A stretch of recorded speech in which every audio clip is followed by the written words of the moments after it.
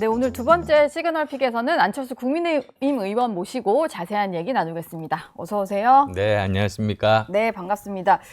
의원님 오늘 모셨는데 저희가 관세 협상이 타결이 됐다는 소식이 전해져서 그 얘기부터 좀 짚으려고 하는데요.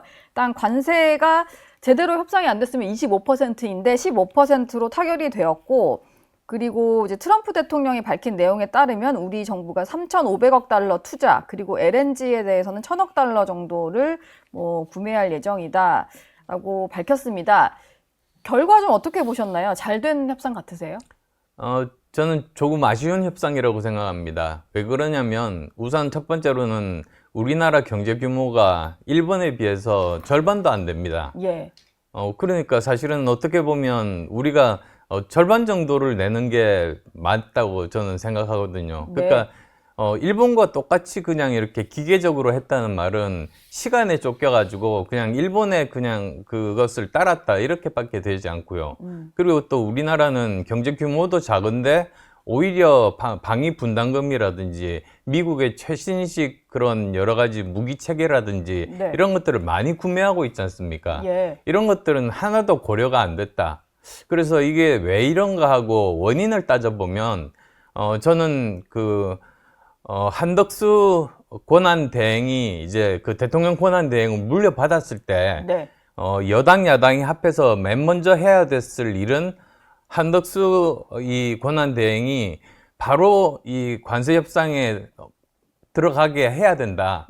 그래서 빨리 그리고 또 오랜 시간 충분히 논의를 거쳐야지 예. 우리가 정말 몇 퍼센트라도 일본보다는 관세를 낮출 수 있었다고 저는 생각을 하는데 네. 문제는 민주당에서 바로 탄핵을 시켜버리지 않았습니까? 그랬죠. 그래서 오히려 우리나라가 전 세계에서 거의 제일 늦게 된 이유가 바로 거기서부터 시작이 됐습니다. 그래서 어떻게 보면 지금 현재 여당인 민주당이 이것은 책임이 굉장히 크다. 네. 저는 그렇게 말씀드립니다. 자세한 내용이 공개되지는 않았는데 일단 아까 이제 그 대통령실의 브리핑 내용을 들어보면 농민단체에서 가장 우려가 컸던 쌀이나 소고기 같은 경우는 개방 품목에 포함이 되지 않았다 이런 얘기를 좀 하고 있거든요. 이 정도면 이제 국내 여론은 좀 잠재울 수 있을 거라고 보시나요?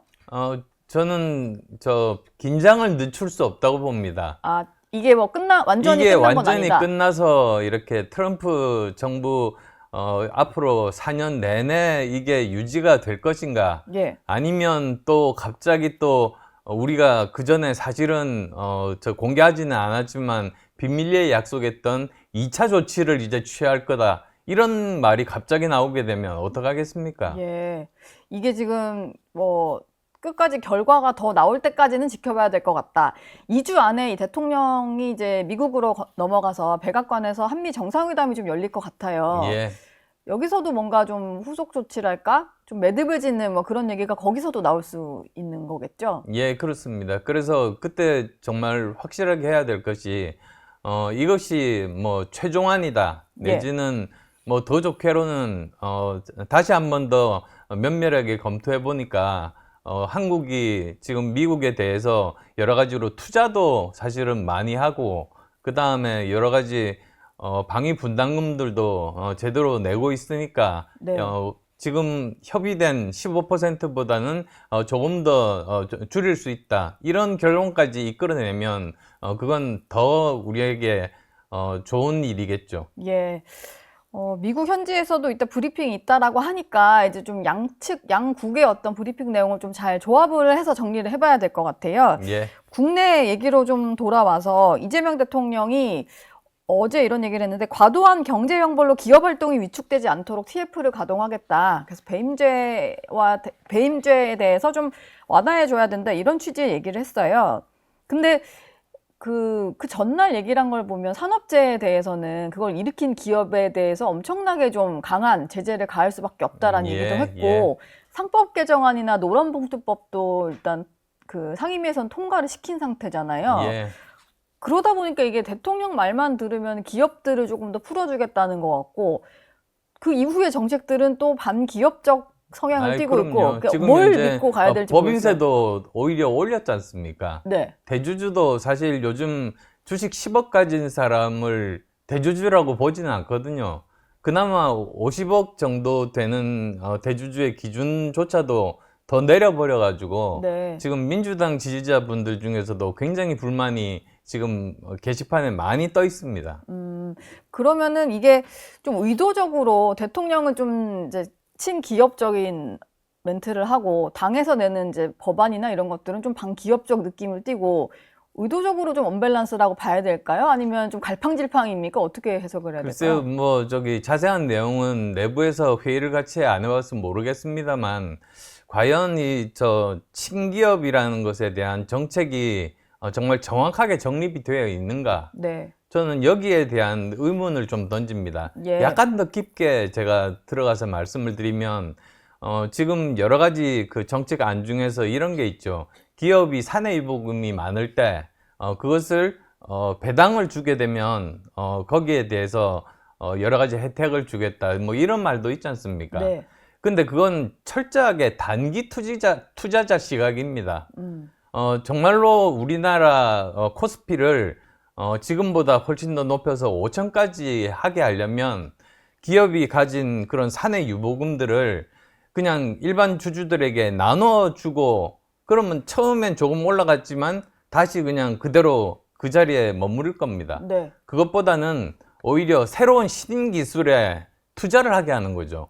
그리고 인센티브를 주는 거죠. 네. 그래서 새로운 신산업, 미래산업을 발전을 시키고 그러면 산업이 발전되고 일자리가 생기고 그래서 결국은 그 결과로 코스피가 5천이 될 수 있습니다. 네. 그런데 이런 장기적인 그런 시각을 가지지 않고 무조건 너무나도 단기 투자자 시각으로 단기 투자자들이 좋아하실 만한 일들만 네. 집중해서 한다면 결코 우리는 그 코스피 5천 시대를 맞이하기는 힘들다.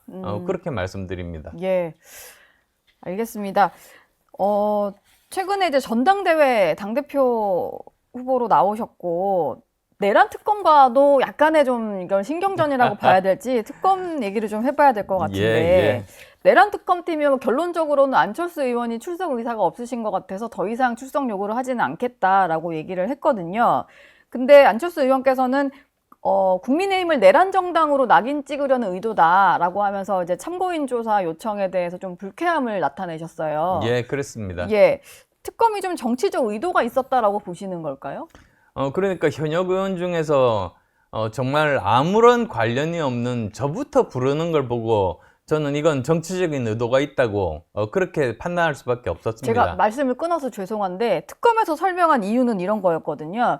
내란 특검이 뭐 여러 차례 거부권도 행사되고 뭐 이랬습니다만 2차 표결 때 보면 의원님이 좀 홀로 내란 특검에 찬성을 하셨었잖아요. 예. 그래서 좀 불러서 여러 가지를 좀 여쭙고자 했다 이런 얘기를 하던데 예. 네. 그거에 대해서도 좀 동의를 못 하시는 걸까요? 그러니까 사실은 내란 특검에 제가 찬성했던 이유는 예. 혐의가 있는 사람들에게 집중을 해서 원래 그렇지 않습니까? 검찰이 멀쩡한 사람들 불러서 먼저 조사합니까? 오히려 혐의가 있는 분들을 불러가지고 거기에 대해서 아주 세밀하게 이렇게 조사를 하는 게 그게 수사의 기본 원칙이죠. 예. 근데 오히려 맨 먼저 저를 부른다는 거는 그냥 전체적인 정황들에 대해서 이렇게 보고 그 중에서 어떤 뭐 죄를 뒤집어 씌울 만한 그런 건수들이 있는지를 먼저 파악하는 그런 의도라고 보거든요. 예. 그래서 저는 이게 정치적인 의도가 있다 이렇게 판단한 겁니다. 예. 어쨌든 이제 특검에서 더 부르지는 않을 것 같습니다만 이걸 가지고 의원님과 권성동 의원 간에 난데없는 이제 하남자 하수인 공방이 좀 벌어졌어요. 이제 권성동 의원 얘기는 이런 것 같아요. 내란 특검에 뭐 찬성을 해놓고는 문자 한 통을 받았다면서 호들갑을 떤다. 그러면서 여의도의 대표 하남자다라고 했는데 그랬더니 의원님이 체리 따봉 사진 올리시면서 또 하수인 이러셨잖아요. 권성동 의원에 대해서는 뭐 해주고 싶은 말씀 있으십니까? 사실 아무런 관련이 없는 저부터 부르는 건 사실 당 입장에서 굉장히 심각하게 생각해야 됩니다. 예. 근데 그 시초가 어디서부터 나왔냐면 윤석열 전 대통령 시절에 당정이 수평 관계가 되고 서로 상호 보완적이 돼야지 서로 발전할 수 있고 국민에게 좋은데 네. 그러지 못했죠. 오히려 당이 그 정부의 하수인이 돼서 부하가 돼서 시키는 대로 일을 하기 때문에 결국은 정부가 실패해서 여기까지 온 거 아닙니까? 저는 사실은 그 점을 지적한 겁니다. 그게 이제 체리따봉 사태로 좀 표현이 되는 예, 그렇습니다. 그 대통령과 권성동 의원 간의 문자 그 얘기였군요. 예. 두 분이 근데 신경전이 좀 상당히 어찌 보면 감정적으로 치달으시는 것 같아서 이런 상황에서는 나중에 어떤 현장에서 마주치셨을 때 서로 뭐 인사라도 하실 수 있을까 이런 생각이 드는데 그래도 같은 조직에 소속된 동료 의원이니까 예. 그리고 또 뭐 한 번씩 주고받고 나서는 그 다음에 다른 반응은 없었습니다. 그래서 저는 뭐 이런 것에 대해서 이 문제의 심각성에 대해서 정확하게 아셨으면 좋겠다 그런 말씀드립니다. 예.